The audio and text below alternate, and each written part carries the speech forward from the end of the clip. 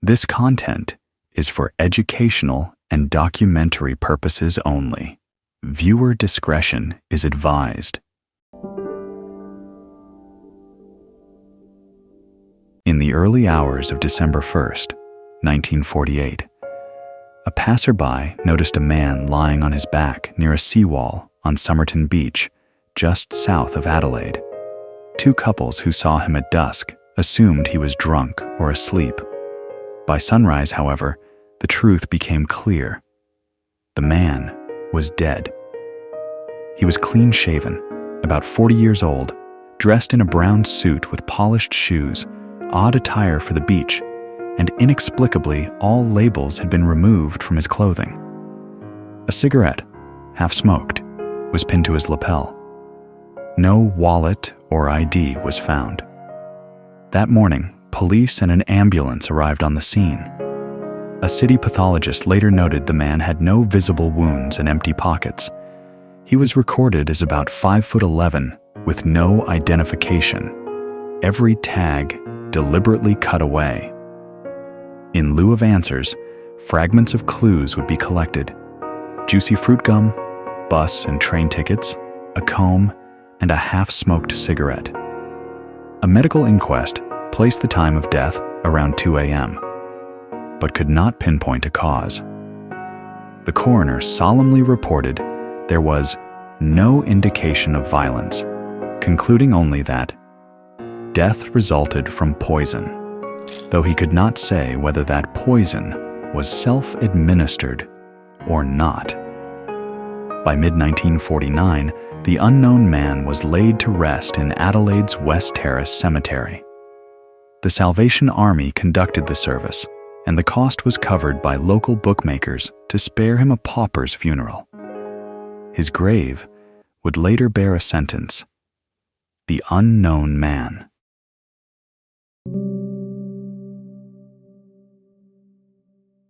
A month passed before investigators turned up more mysteries.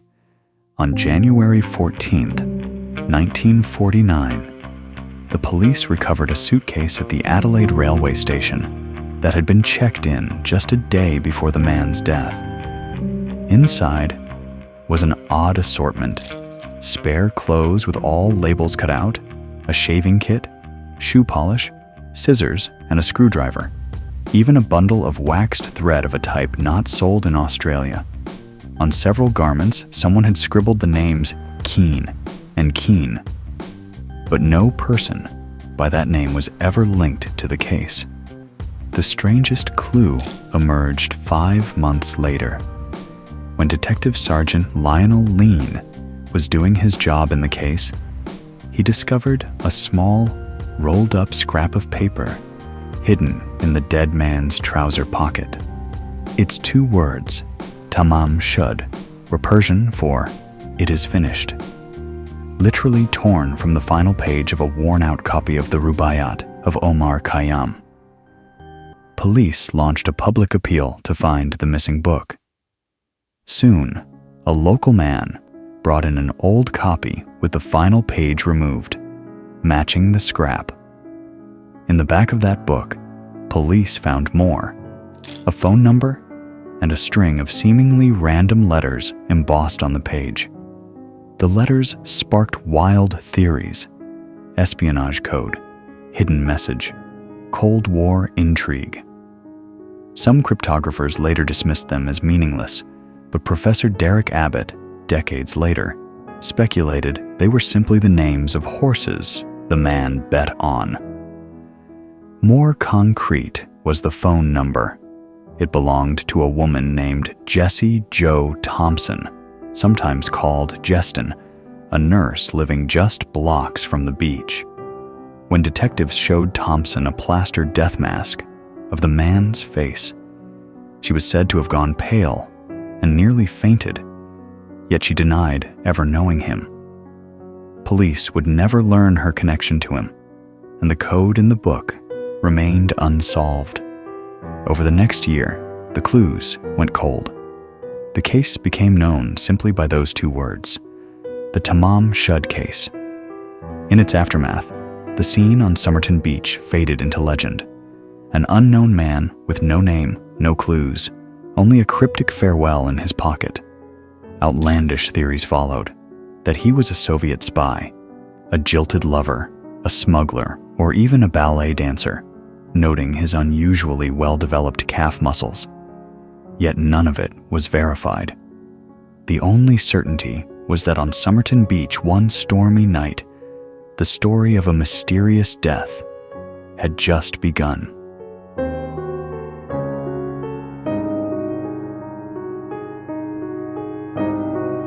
With the early leads exhausted, the Somerton Man sank into obscurity.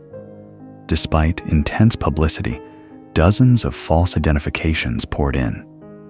Within weeks, multiple people came forward believing they knew the stranger's name, but every solution proved wrong.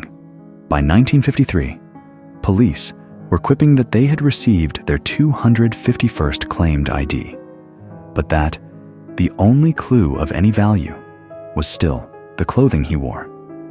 International agencies even tried fingerprint matches, all to no avail. In the end, he was buried as the unknown man, his identity and story seemingly lost to time. Still, a few dedicated researchers never gave up.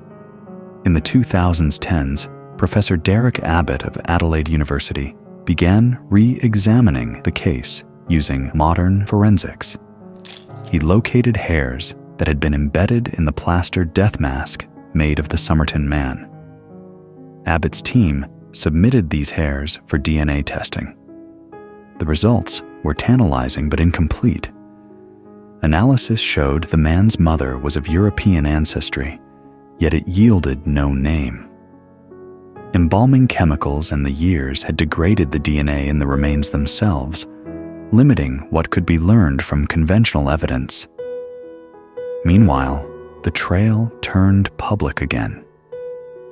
In 2019, relatives of Jesse Thompson petitioned the government to exhume the body and do DNA tests, hoping to prove that Thompson's son was fathered by the Somerton Man.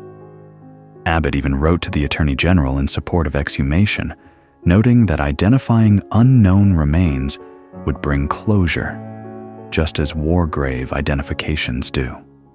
Though legal hurdles remained, one thing was clear: new technology might finally break through where traditional inquiry had stalled.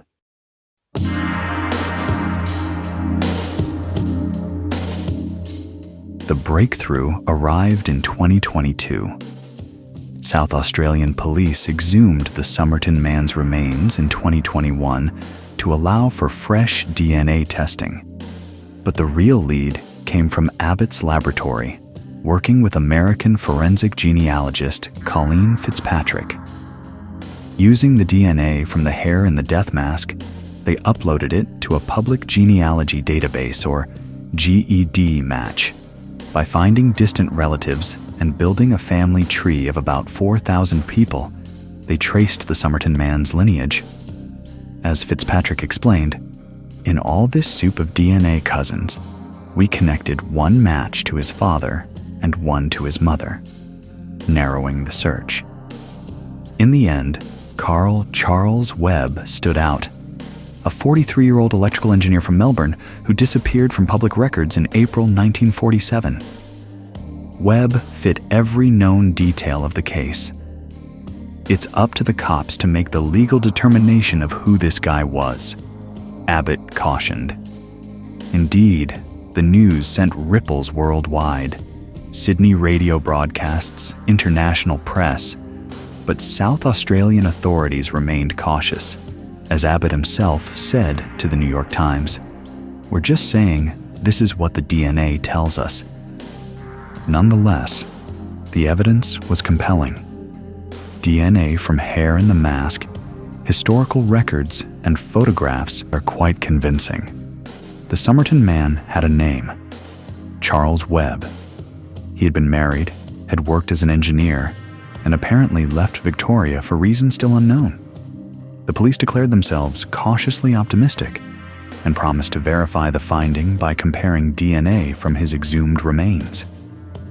After 7 decades of mystery, the patient work of genetic genealogy had given the case a new chapter.